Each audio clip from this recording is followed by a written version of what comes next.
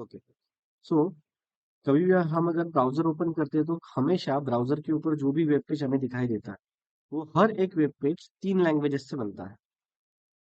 इसका जो स्ट्रक्चर है वो डिजाइन होता है इन HTML लैंग्वेज।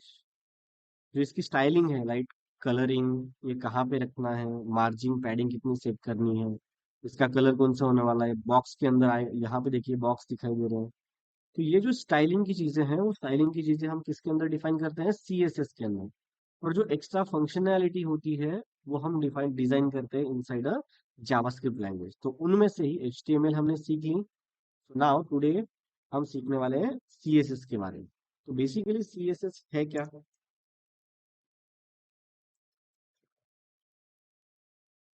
सो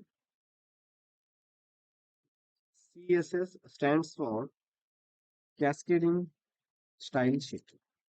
स्टाइल शीट मतलब कि एक ऐसी फाइल जिसके अंदर हम क्या करते हैं, जितना भी स्टाइलिंग का कोड होता है, जो भी हमें स्टाइलिंग प्रोवाइड करनी है हमारे वेब पेज के लिए, वो हम किसके अंदर राइट करते हैं, CSS फाइल के अंदर। अभी जो भी CSS फाइल होती है या फिर जो भी हमें स्टाइलिंग प्रोवाइड करनी है किसी भी HTML फाइल को, तो हमें सबसे इंपॉर्टेंट है कि एक HTML फाइल लगेगी, राइट।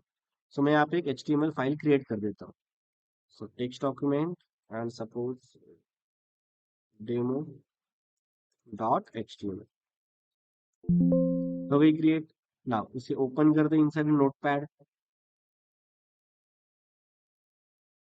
और इसके अंदर मैं कुछ HTML का कोड लिखता हूँ, suppose HTML opening tag, HTML closing tag. और उसके अंदर मैं दो सब टैग लेता हूँ, जिसके एक है head, head tag open, head tag close, and same like head there is an body tag.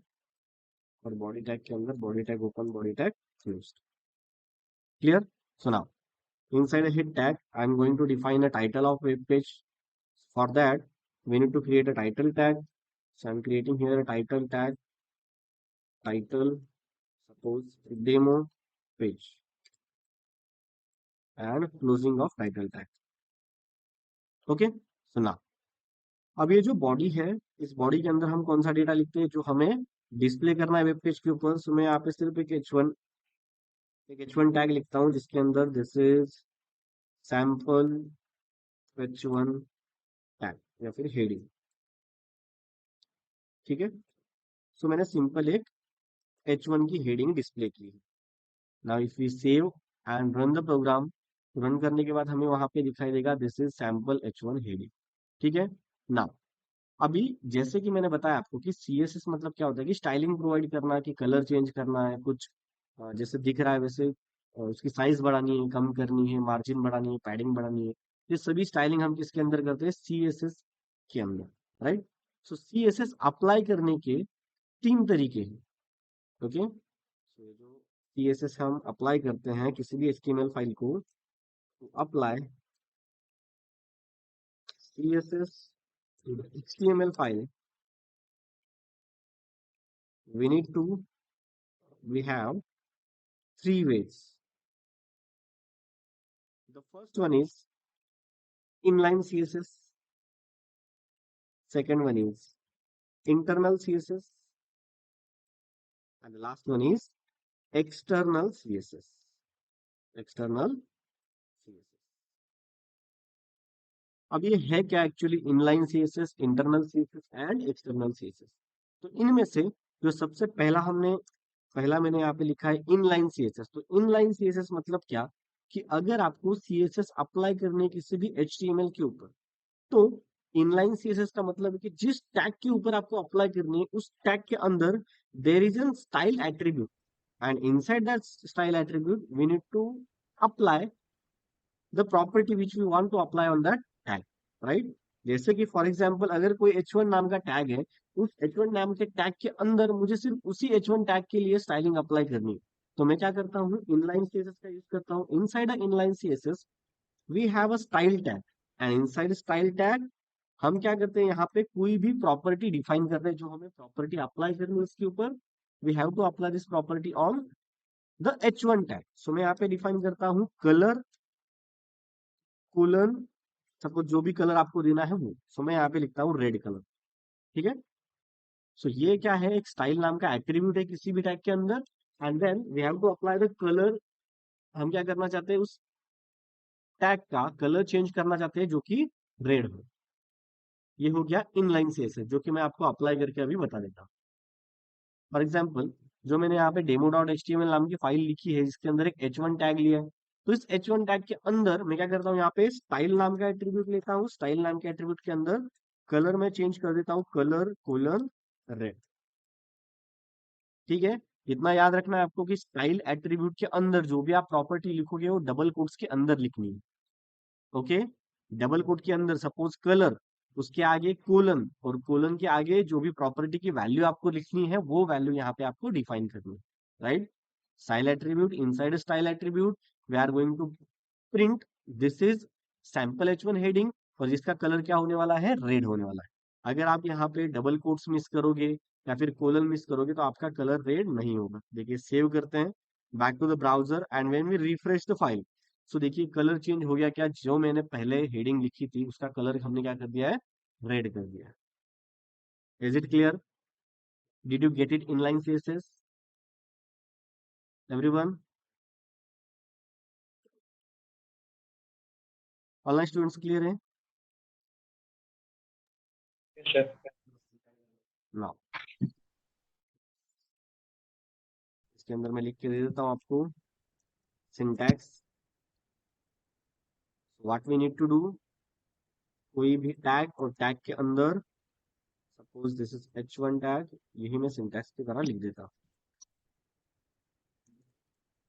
Syntax. ठीक है, यहाँ पे सिर्फ क्या होनी चाहिए, आपकी प्रॉपर्टी, जो आप प्रॉपर्टी अप्लाई करना चाहते हो वो, and the value of the property, and semicolon. Clear? यहाँ पे भी सेमीकोलन दोगे नहीं दोगे तो भी चलेगा इनलाइन सीएसएस के अंदर, लेकिन इंटरनल एंड एक्सटर्नल सीएसएस के अंदर हमें क्या करना पड़ता है, सेमीकोलन वहां पे मैंडेटरीली देना ही पड़ता है। इनलाइन सीएसएस में आपने यहाँ पे सेमीकोलन नहीं भी दिया तो भी चल जाए, right. Is it clear everyone? Inline CSS. Then the next one is internal CSS. In internal CSS we have to take a style tag. Okay, style tag. यहाँ पे क्या लिखा था हमने, style attribute.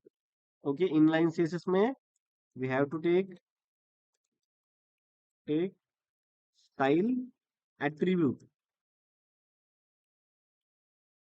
In any tag. लेकिन हमें internal CSS में क्या करना पड़ता है, सेम फाइल के अंदर, जिस फाइल, जो HTML फाइल के अंदर हम सीएसएस अप्लाई करना चाहते हैं, उसी फाइल के अंदर हमें क्या करना पड़ता है, स्टाइल टैग लेना पड़ता है। कहाँ पे, eight the end of head tag.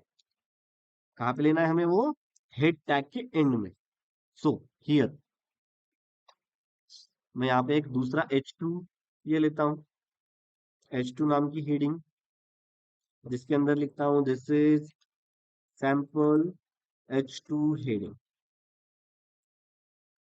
And H2 closed.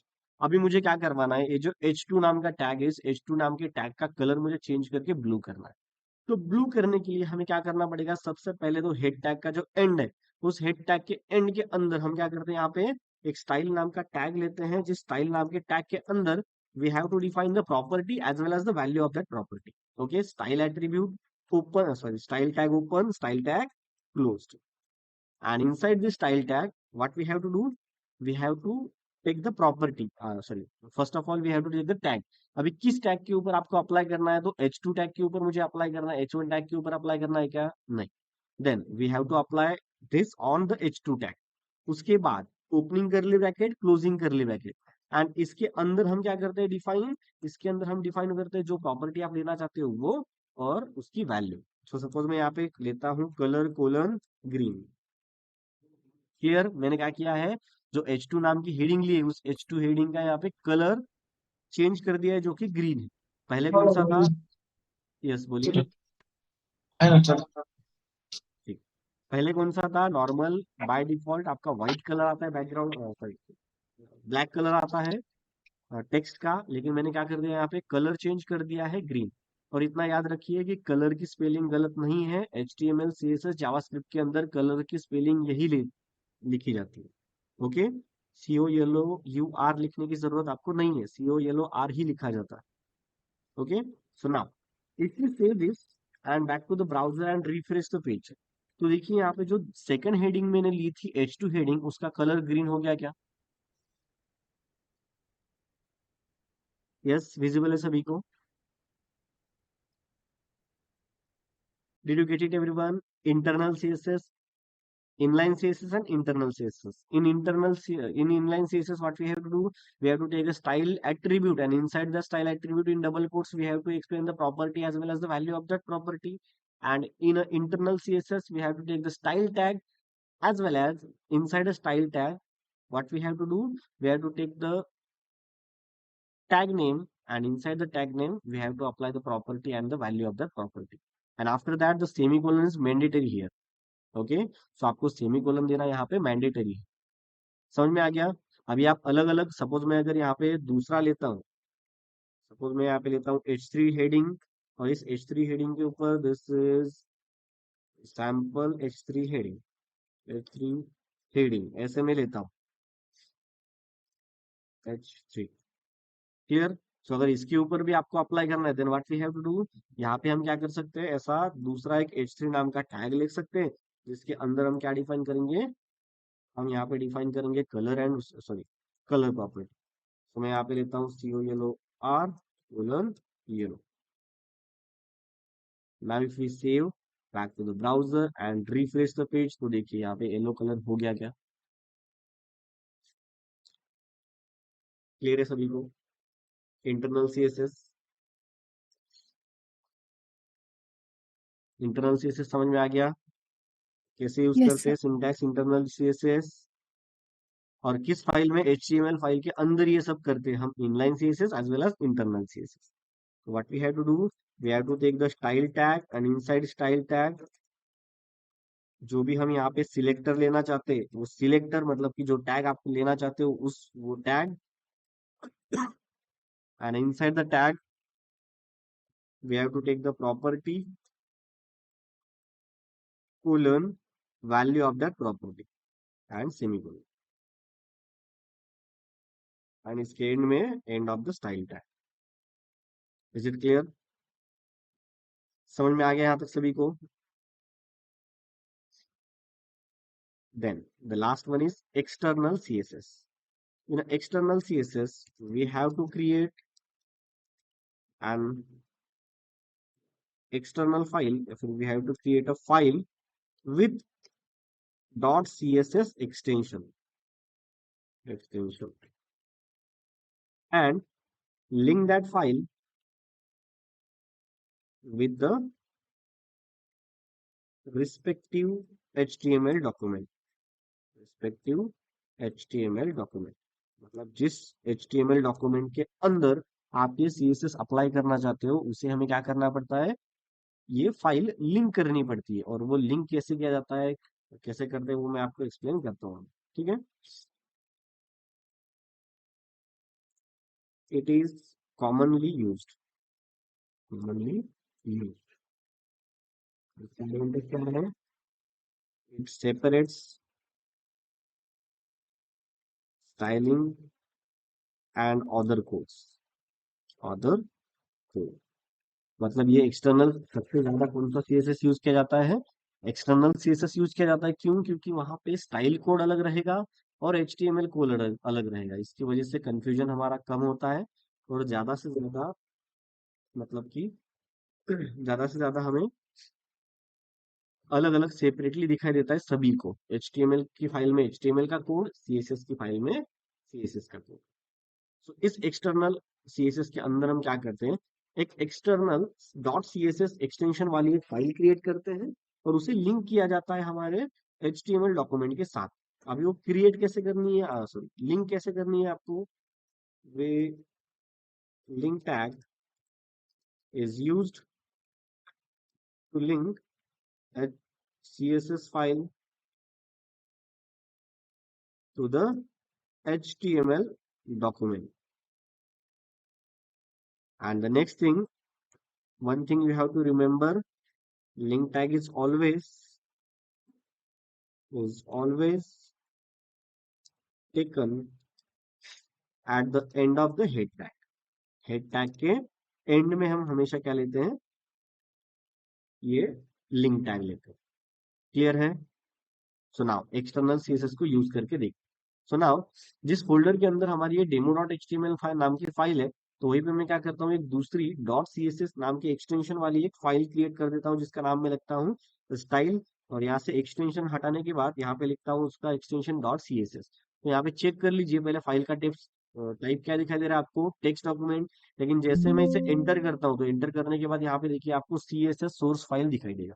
Visible है सभी को? विजिबल है सभी को? Yes sir. Yes, no? Next one. सुनाओ, ये जो demo dot H T M L नाम की फाइल आपको दिखाई दे रही होगी, इसका मैं क्या करता हूँ यहाँ पे, और एक पैराग्राफ लेता हूँ, और इस पैराग्राफ के अंदर कुछ मैं डेटा कॉपी करके इसके अंदर डाल देता हूँ।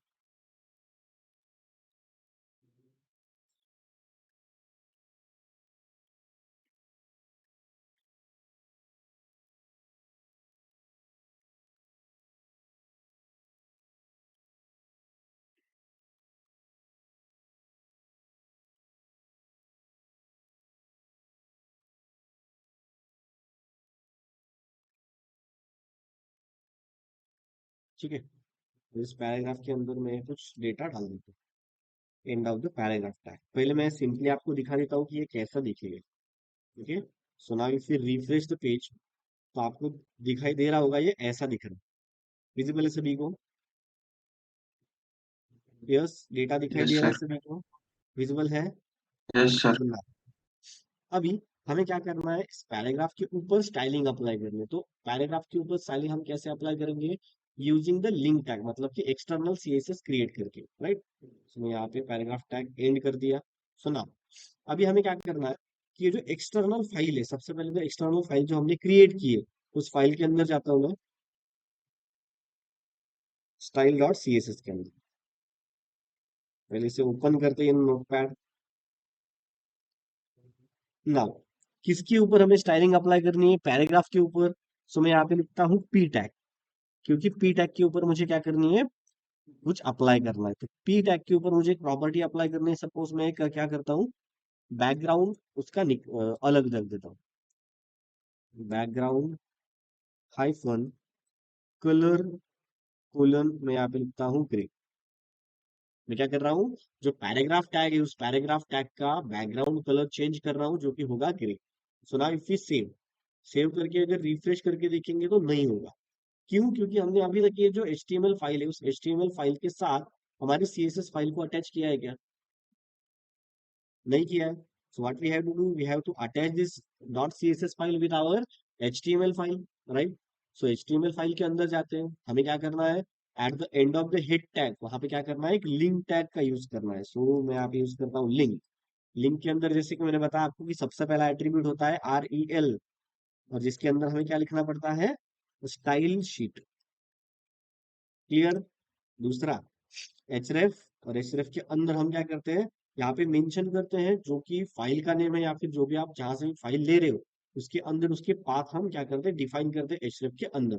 सो हमारी फाइल का नेम क्या है, सेम फोल्डर के अंदर, इसीलिए डायरेक्टली हम नाम लिख सकते हैं यहाँ पे style dot css। So now if we save and back to the browser, और अगर मैं रिफ्रेश करता हूँ उसे, तो देखिए इसका बैकग्राउंड कलर चेंज हो गया क्या?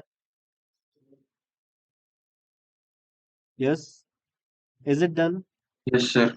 जो हमने यस सर। पैराग्राफ टैग लिया है, उस पैराग्राफ टैग का जो बैकग्राउंड कलर है, वो बैकग्राउंड कलर सक्सेसफुली चेंज हो गया क्या? Yes sir. क्लियर है सभी को? समझ में आ गया तीनों टाइप्स कि कैसे सीएसएस फाइल एचटीएमएल फाइल के साथ कनेक्ट की जाती है, या फिर कैसे हम सीएसएस फाइल को अटैच कर सकते हैं हमारी एचटीएमएल फाइल के साथ। There are three types which are they. The first one is inline CSS. Inline CSS में हमें क्या करना पड़ता है, स्टाइल नाम का एट्रीब्यूट लेना पड़ता है हर एक टैग के अंदर, जिस टैग के ऊपर आप अप्लाई करना चाहते हो CSS, right. After that second हमने देखा इंटरनल सीएसएस। इंटरनल सीएसएस में हम क्या करते हैं, स्टाइल नाम का एट्रीब्यूट लेते हैं, जो कि हम उसके अंदर डिफाइन करते हैं उस टैग का नेम, उस टैग के अंदर ब्लॉक में वो प्रॉपर्टी और उसकी वैल्यू, जो भी हम प्रॉपर्टी उसके अंदर अप्लाई करना चाहते हैं वो। Clear? And the last one is external CSS, जिसमें हम क्या करते हैं कि एक्स्ट्रा डॉट सीएसएस एक्सटेंशन वाली एक फाइल क्रिएट करते हैं उसी फोल्डर के अंदर, जिस फोल्डर के अंदर हमने HTML डॉक्यूमेंट रखा है, और उसे हमें क्या करना पड़ता है, अटैच करना पड़ता है using the link tag which are having two attributes src and href, so sorry rel and href। So rel के अंदर हम हमेशा क्या लिखते हैं, style sheet, as well as जो href है, हाइपर रेफरेंस, उसमें हम क्या देते हैं, हमारी फाइल का name. Clear? Is it clear everyone? समझ में आ गया सभी को यहाँ तक? क्लियर है? Yes sir. Any questions, any doubt? यहाँ तक कोई भी किसी को डाउट है क्या?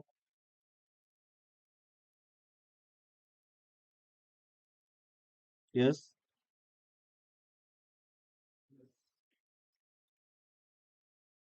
Okay, can I move forward then?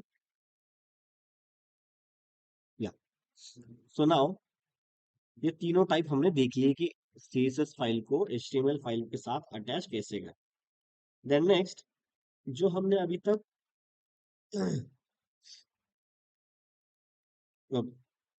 जो हमने अभी तक यहाँ पे CSS की फाइल में, CSS फाइल में ओपन करके दिखाता हूँ, ये आपको टैग लिया है, दिख रहा है? पी टैग के ऊपर हम यहाँ पे बैकग्राउंड कलर अप्लाई कर रहे हैं, या फिर यहाँ पे demo.html और स्टाइल टैग के अंदर जो हमने यहाँ पे H2 एंड H3 जो लिया है टैग, जिसके ऊपर हम ये चीजें अप्लाई कर रहे हैं, दिखाई दे रहा है सभी को? Yes sir. ओके, तो इन्हें बोला जाता है सिलेक्टर्स। ओके, ये जो H2 H3 H4 जितने भी सिलेक्टर्स आप लेना चाहते हो उतने ले सकते हो, इसे बोला जाता है सिलेक्टर। कि किस सिलेक्टर के ऊपर, मतलब किस टैग के ऊपर, किस चीज के ऊपर आपको ये चीजें अप्लाई करनी है, right? So there are total 5 types of selectors in CSS, जो कि हम अभी देखने वाले हैं। Types of selectors. सिलेक्टर समझ में आ गया किसे कहते हैं? तो कि किस टैग के ऊपर, किस चीज के ऊपर आप ये CSS अप्लाई करना चाहते हो, उसे कहा जाता है सिलेक्टर। तो there are total 5 types of selectors. The first one is element selector,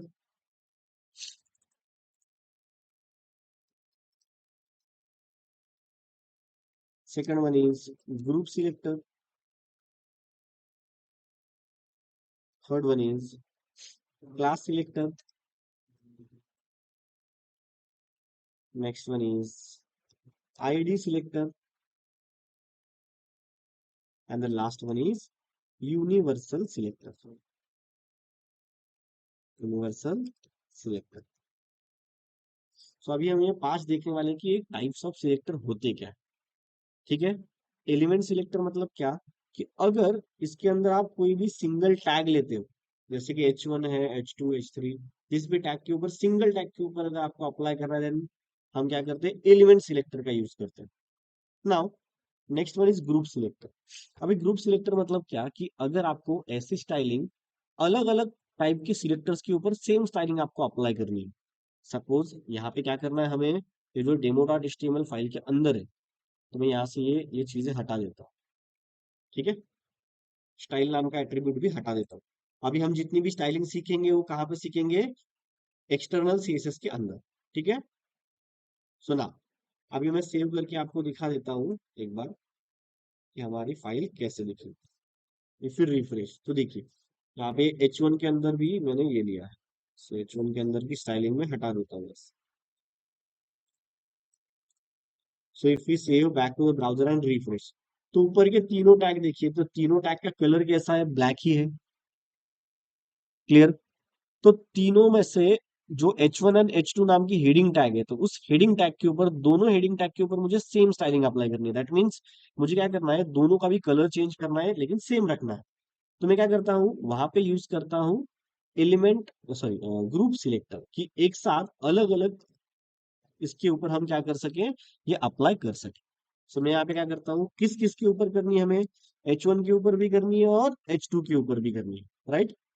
तो आपको क्या करना है, वहां पे H1 कॉमा H2 ऐसा आपको वहां पे लिखना है। इससे क्या हो जाएगा, इसके अंदर आप जो भी स्टाइलिंग दोगे, सपोज मैं यहाँ पे लेता हूँ colour colon, suppose pink, so now if we save and back to the browser और रिफ्रेश करते हो, तो जैसे रिफ्रेश करते हैं देखिए दोनों का एक साथ कलर चेंज हो गया क्या? यस, विजिबल है। Yes, sir. एक साथ दोनों का कलर चेंज हो गया, तो this is called group selector. अगर ग्रुप में अगर आपको यहाँ पे अगर मुझे ये जो पैराग्राफ है उसका भी कलर चेंज करना हो तो भी मैं कर सकता हूँ। सपोज हमें क्या करना पड़ेगा, सिर्फ इसके अंदर डालना पड़ेगा पी। तो क्या होगा, if you back to the browser and refresh, तो देखिए कलर चेंज हो गया क्या पैराग्राफ का भी।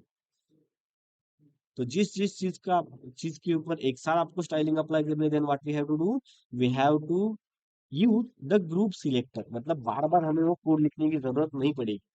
H1 के लिए अलग, H2 के लिए अलग, पैराग्राफ के लिए अलग अलग कोड हमें राइट करने की जरूरत नहीं पड़ेगी ग्रुप सिलेक्टर से। क्लियर?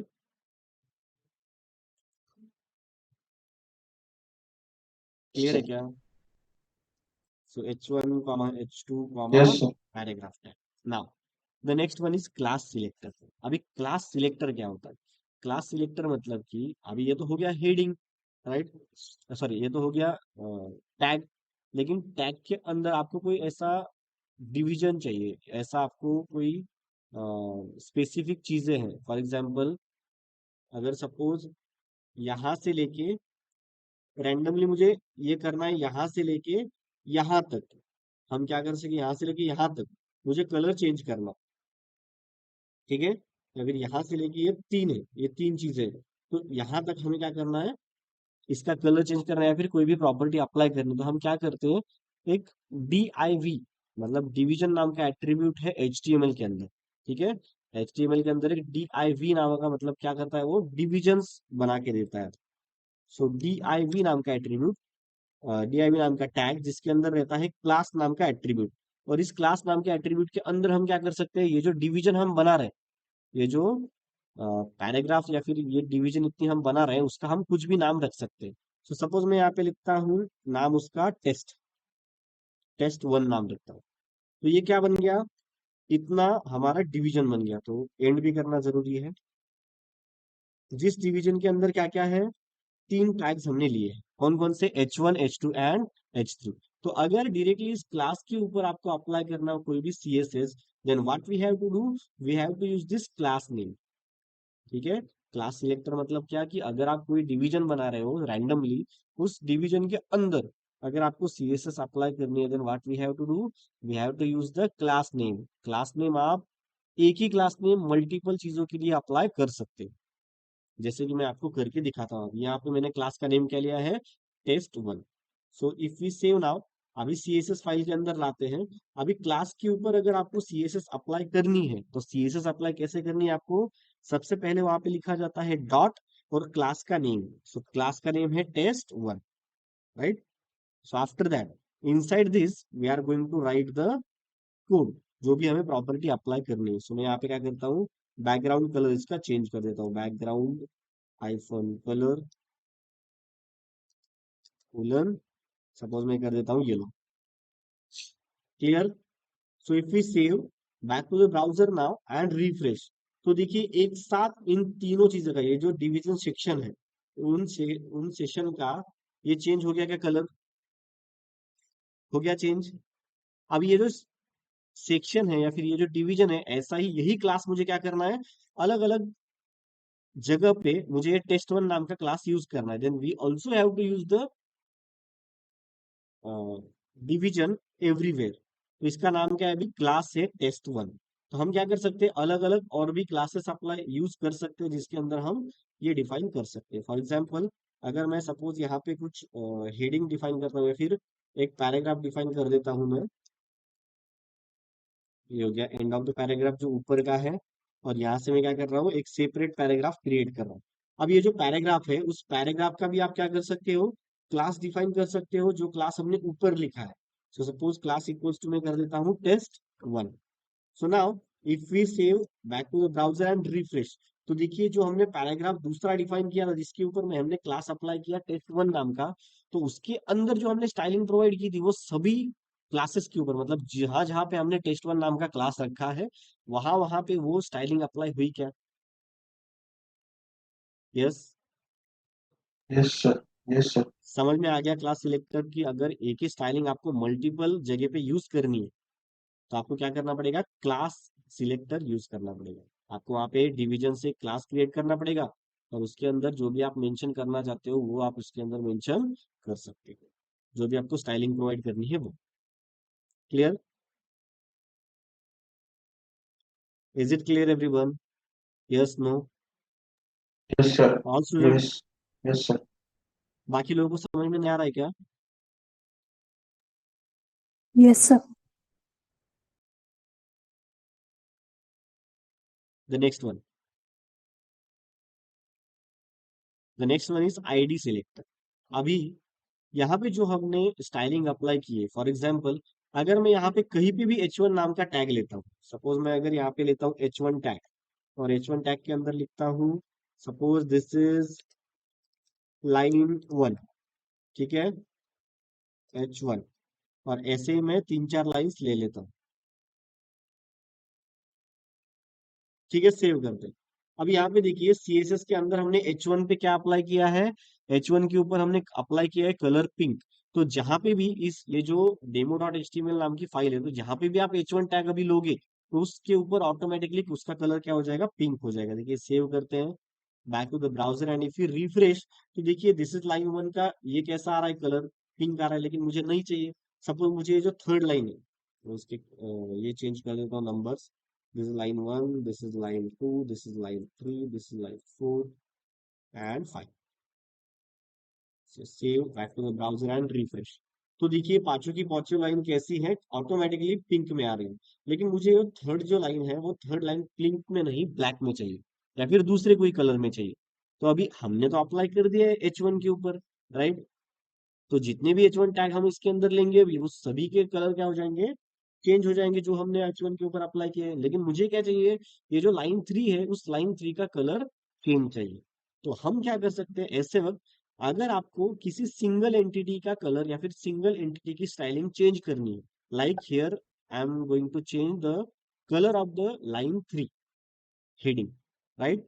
ये जो H1 नाम की हेडिंग हमने ली है उसके अंदर जो लाइन 3 है उस लाइन 3 का कलर या फिर जो भी आपको प्रॉपर्टी अप्लाई करनी है वो करना चाहता हूं मैं, then what we have to do, we have to use the ID selector.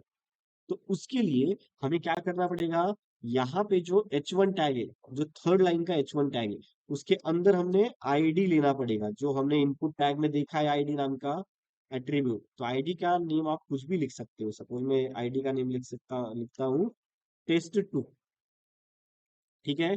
ID का नेम हमने क्या लिया है यहाँ पे, टेस्ट 2। और इस आईडी के ऊपर आप अप्लाई कर सकते हो जो भी आपको CSS अप्लाई करनी है। So I am back to the style dot CSS। अभी जैसे क्लास के लिए हमने डॉट लिखा पहले, वैसे आईडी के लिए क्या लेना पड़ता है, हैश लेना पड़ता है। तो आईडी का नेम है हमारे टेस्ट 2 और ब्रैकेट के अंदर मैं यहाँ पे क्या करता हूँ, उसका कलर चेंज कर देता हूँ, सपोज कलर कोलन ब्लैक, जो भी आपको चाहिए वो आप कलर यहाँ से सिलेक्ट कर सकते हो। So now if you save back to the browser and refresh the page, देखिए लाइन नंबर 3 जो है वो ब्लैक कलर में आ गई क्या।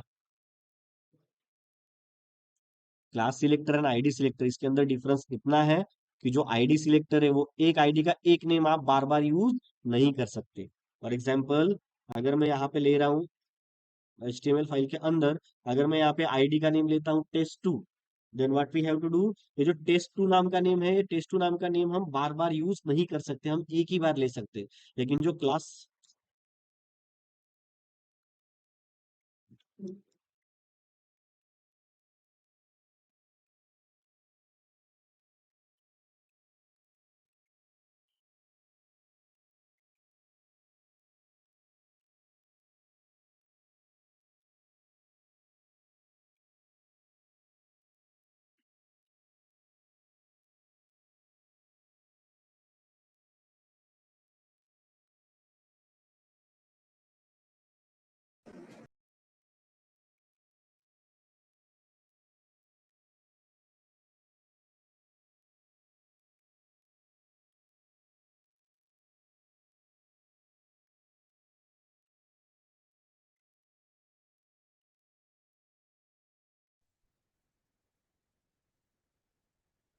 यहाँ मैं Audible everyone?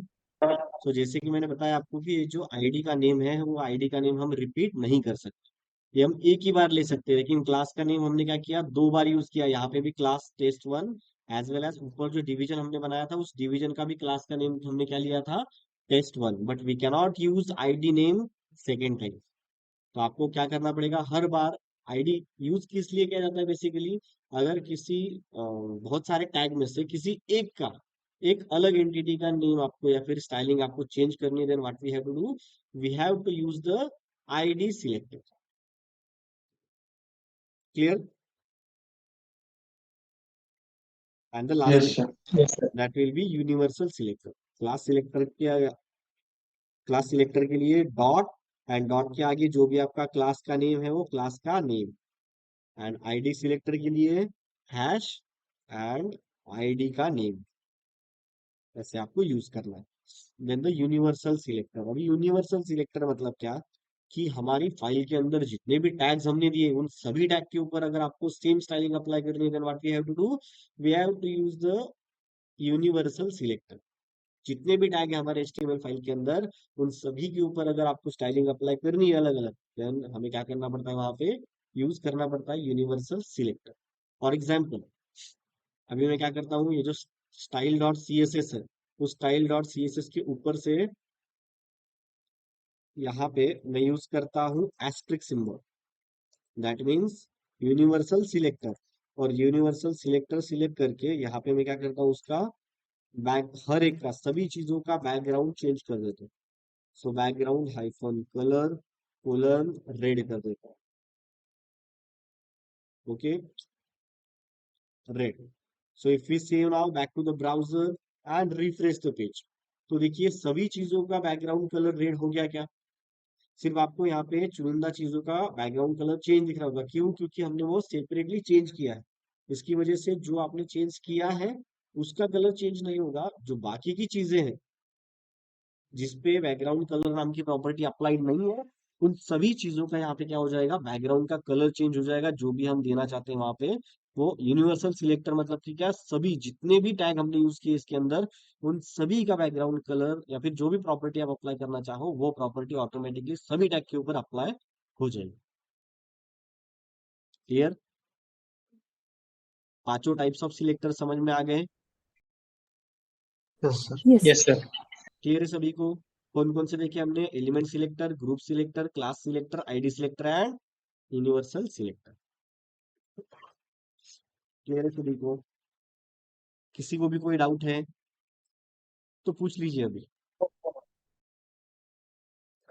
Yes anyone?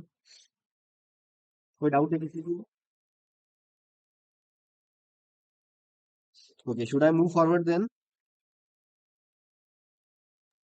Yes, sir. Okay, then हम अभी देखते हैं प्रॉपर्टीज।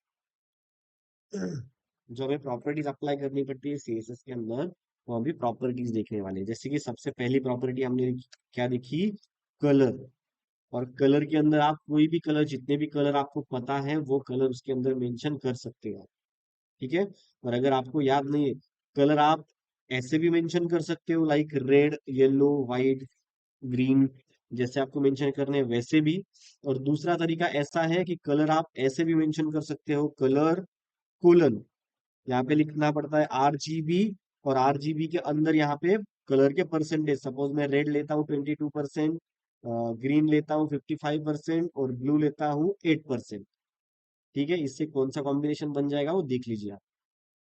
ऐसे भी देख सकते हो, एज वेल एज एक तीसरा कलर का टाइप है जो हैश से स्टार्ट होता है, जो कि मैं आपको यहाँ पे दिखा देता हूँ। सपोज CSS कलर्स, अगर आप सर्च करोगे यहाँ पे तो मल्टीपल किसी भी साइट के ऊपर जाने के बाद आपको यहाँ पे कलर दिखाई दे देंगे।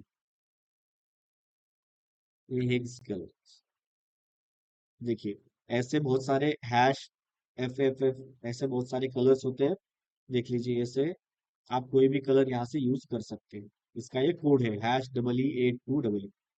ठीक है, ये मैं एक आपको यूज करके दिखा देता हूँ। Suppose I am going to take 3CB371, ये अगर कलर में लेता हूँ, so if you back to the browser, और सपोज मैं HTML के अंदर यहाँ पे क्या करता हूँ, कलर जो मेन बैकग्राउंड का ही कलर है वही चेंज कर देता हूँ, जो कि हमने यूनिवर्सल सिलेक्टर के अंदर लिया है। ठीक है, यहाँ से कलर यहाँ पे पेस्ट करता हूँ मैं। So if we save now back to the browser और रिफ्रेश, तो देखिए कलर चेंज हो गया क्या। समझ में आ गया? Yes sir. और यहाँ पे आप आरजीबी के अंदर भी कलर ले सकते हो। फॉर एग्जाम्पल अगर मैं यहाँ पे लेता हूँ आरजीबी और इसके अंदर 22 सपोज 55 और 8%। So if we save back to the browser and refresh, तो देखिए ऐसा कुछ कॉम्बिनेशन दिखाई देगा। ग्रीन ज्यादा हो गया, ग्रीन को कम करते हैं थोड़ा। सपोज मैं करता हूँ 10%, चेंज कर रहे हैं, रिफ्रेश कर रहे हैं, तो देखिए ऐसा दिखेगा। दिख रहा है आपको कलर चेंजेस? ब्लू जो है उसको बढ़ा देता हूँ 70। तो फिर रिफ्रेश, देखिए ब्लू कलर हो गया। तो आप तीनों भी तरीके से क्या कर सकते हो, कलर की प्रॉपर्टी कहीं पे भी अप्लाई कर सकते हो। क्लियर? समझ में आ गया सभी को? Yes yes sir. Sir. After that colour के बाद ही हमने दूसरी देखी द बैकग्राउंड कलर प्रॉपर्टी। यहाँ पे आप ऐसा भी दे सकते हो, कलर कोलन ये, इसे क्या बोला जाता है, hexadecimal format, hex colours, hex colours. और ये जो है तो इसे बोला जाता है आरजीबी कॉम्बिनेशन, मतलब कि red green and blue combination. अब ये जैसा भी कॉम्बिनेशन आप करना चाहते हो, यहाँ पे उसका परसेंटेज डाल दीजिए कि रेड डालना है 22%, ग्रीन डालना है 55 और ब्लू डालना है जो भी, जितना भी आप डालना चाहते हो उतना। क्लियर है ना? नेक्स्ट वन हमने जो देखी that is nothing but the background colour, background hyphen colour. जो बैकग्राउंड कलर है वही सेम जैसे हमने कलर्स चूज किए। और ये कलर कैसे हैं, this is nothing but the text colours. ये जो कलर नाम की प्रॉपर्टी है ये क्या है, this is the text colour. ठीक है? तो टेक्स्ट कलर के लिए भी कलर आप अप्लाई कर सकते हो डायरेक्टली। अगर कलर प्रॉपर्टी लोगे तो वहां पे क्या चेंज हो जाएगा, टेक्स्ट का कलर चेंज हो जाएगा। लेकिन हमने यहाँ पे अप्लाई किस पे किया है, बैकग्राउंड कलर पे। सो टेक्स्ट कलर को मैं आपको चेंज करके दिखा देता हूँ। सपोज ये यूनिवर्सल सिलेक्टर अगर मैं यहाँ से हटा दूं, so if we save refresh the page, तो यहाँ पे देखिए टेक्स्ट कलर ये दिख रहा होगा, दिस इज लाइन 1। सो ये जो दिस इज लाइन 1 है, कहाँ पे वो this is line 1 H1 tag के अंदर, इसमें अगर आपको यहाँ पे भी इंटरनल से यूज करनी है तो आप कर सकते हो। स्टाइल, इसके अंदर कलर नाम की प्रॉपर्टी, और कलर नाम की प्रॉपर्टी के अंदर जो भी वैल्यू आपको देनी है, सपोज RGB देना चाहते हो वो भी आप दे सकते हो, RGB। और इसके अंदर 18 16 17। If you save and refresh, देखिए कुछ ऐसा हो गया। ठीक है, कलर चेंज है एक्चुअली, वो कॉम्बिनेशन हमें परफेक्टली समझ में नहीं आता है, तो इसलिए आप जो भी कॉम्बिनेशन सिलेक्ट करना चाहते हो वहां से सिलेक्ट कर सकते हो। समझ में आ गया? नेक्स्ट वन है बैकग्राउंड कलर। अभी सपोज ये जो H1 नाम की हेडिंग है कौन सी, लाइन 5 की, तो उसकी अगर बैकग्राउंड कलर मुझे चेंज करना है, देन मैं क्या करूंगा, यहाँ पे इंटरनल सीएसएस अगर यूज करनी है तो स्टाइल एट्रीब्यूट के अंदर यहाँ पे करना है background hyphen colour, background hyphen colour colon उस प्रॉपर्टी का नेम। तो सपोज मैं देना चाहता हूँ यहाँ पे एक्वा।